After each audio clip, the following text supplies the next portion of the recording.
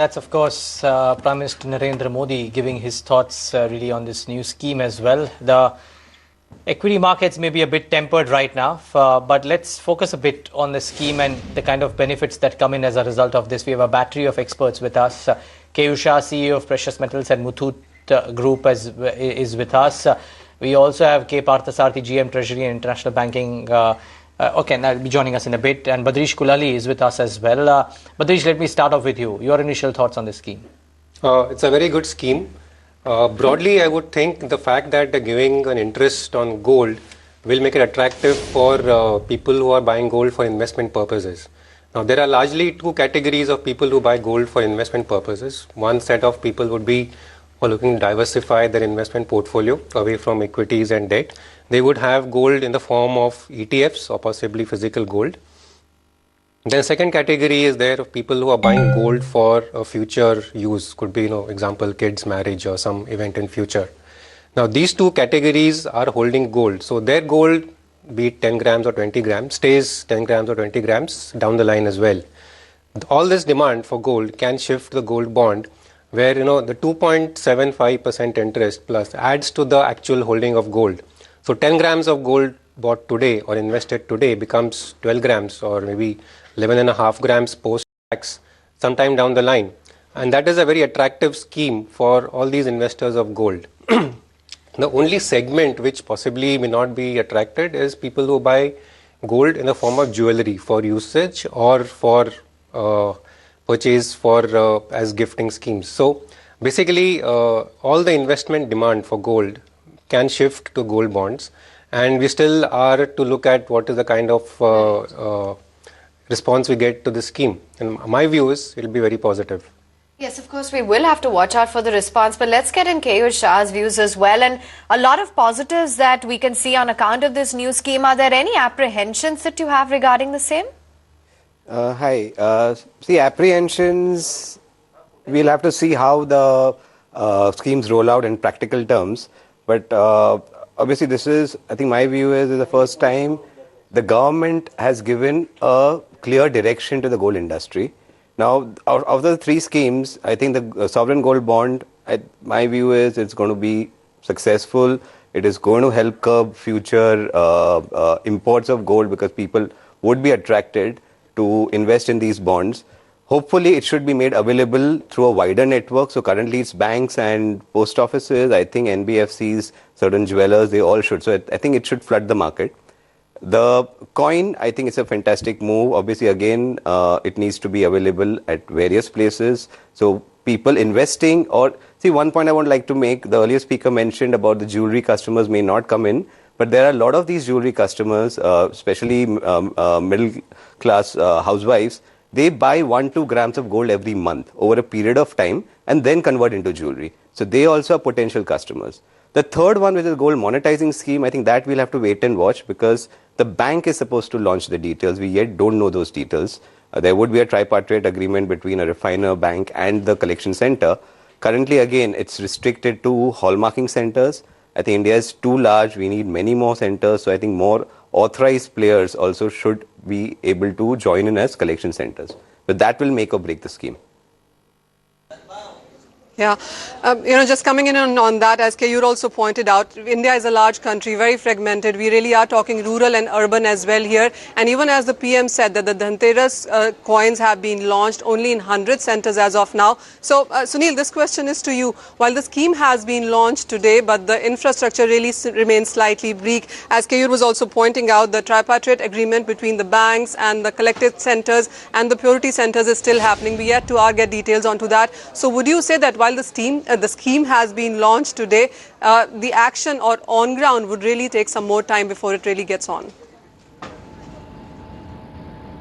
Absolutely. I mean, it'll take more time. And also, you see, gold is something where a lot of trust actually goes into buying the gold. So, and this is what Prime Minister also mentioned, that even when you are in US, you typically tend to, go back to your, the family jewelers and so on and so forth. So, in this whole scheme of things, I mean, to really attract the people to buy these gold coins, I think the trust will be extreme trust, and how easily these are available will be the crucial factor. So one will have to wait and watch and see as to how government rolls it out to make it really an effective scheme. Keyur, just coming back to you, and you really pointed out some very crucial points there. One thing I remember we had talked earlier also was on the tax clarity, on whether or not we will see wealth tax, capital tax and the redemption tax coming in, and all of them have found a mention here. Do you think that could be perhaps a deterrent there? Absolutely, because you see, the issue with respect to all the gold scheme is what kind of a tax treatment is going to be there, whether you invest in the gold bond, or whether you buy a gold coin, or or the third scheme. So the point is that I mean, it's still something which has been announced, so a lot of clarity on the part of the people to really take benefit of that scheme is still awaited. And tax, of course, happens to be one of the most, or tax treatment happens to be one of the most important one. Okay, K. Parthasarthi, of course, of IOB as well, is with us. And, we've had these discussions when the first inklings of such a scheme came in, Mr. Parthasarthi. Okay, do we have Mr. Parthasarthi?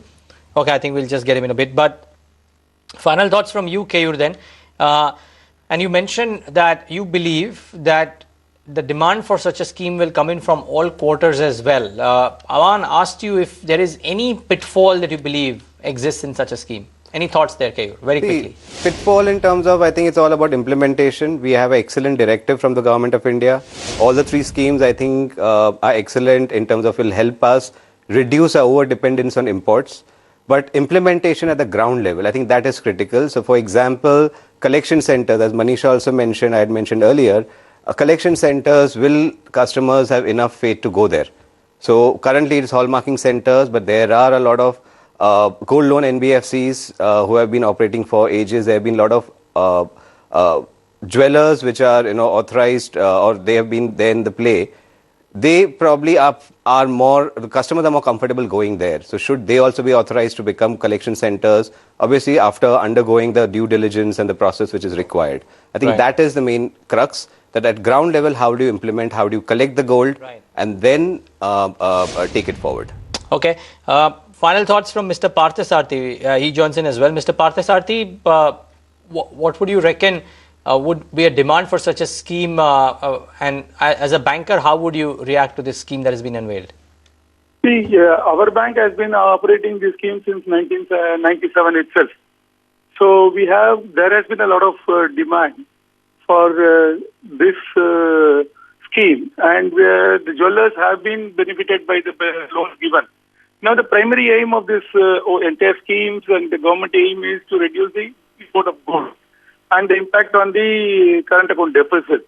So, naturally, they are going on a multi-pronged area, because the gold monetization plus substituting gold with gold bonds, as well as the gold coins, which is also a craze, which is also getting imported. Now, especially the infrastructure for gold monetization scheme will be a challenge. BIS and NABL are working overnight for this. Within a span of 3 days, they have been able to give almost 29 ISIing centers and 4 minting centers, refineries to be the scheme. They are working on it. Yes, it will take some time. But definitely with the heart and soul put in, and bankers also getting involved, because bankers, if you can do Jandan, if you can do this, I think we can also do it. But it will take some time. While gold bond scheme will pick up very fast, gold monetization will take some time, which the government is also aware of, but then it should be made possible.